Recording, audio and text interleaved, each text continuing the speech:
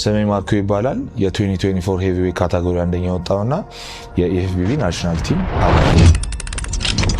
የመጀመሪያ ውድድሬን 2023 ላይ ኮምፒውተር አረኩ። ከዛ አምስተኛ ወጣው። ልክ ደሰከንድ ላይ አምስተኛው ከወጣው በኋላ በንጋታው ለ2024 ቦዲ ቢልዲንግ መዘጋጀት ጀመርኩ ማለት ነው።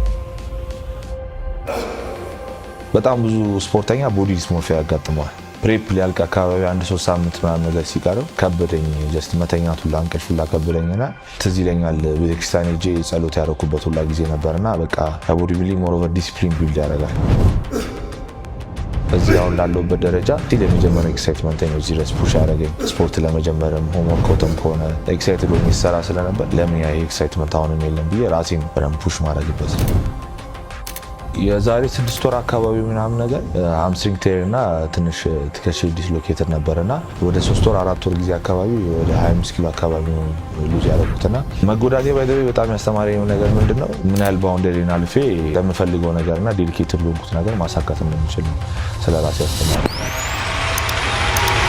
ለኔ ማሸነፍ ማለት ትናንት ከነበርኩበት ዛሬን ካሻሻልኩ ለኔ ኤቭሪ ሲንግል ዴይን እያሸነፍኩ ብዬ ነው ማስበው። በምንም አይነት ሲቹዌሽን ጊቭ አፕ ባያደርጉ ደስ ይለኛል። ኖ ማተር ዋት ጀስት ምክንያቱም አንድ ቀን ያቺን ፓዝ አንተ የምትወጣበትን ፓስ ስለምታገኝ ጀስት ሃቭ ቱ ኪፕ ወርኪንግ ብዬ ነው ማለት ነው።